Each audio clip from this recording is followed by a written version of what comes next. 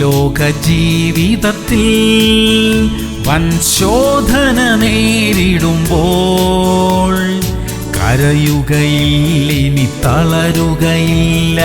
ജയാളിയാണല്ലോ ഞാൻ, ജയാളിയാണല്ലോ.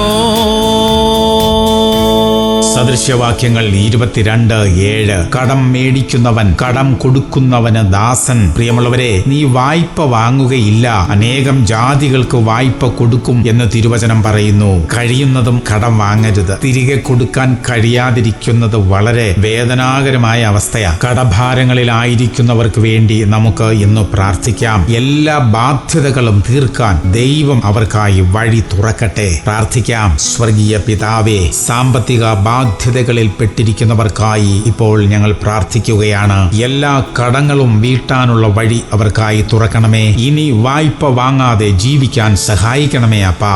യേശു ക്രിസ്തുവിന്റെ നാമത്തിൽ തന്നെ. ആമേൻ, ആമേൻ, ആമേൻ.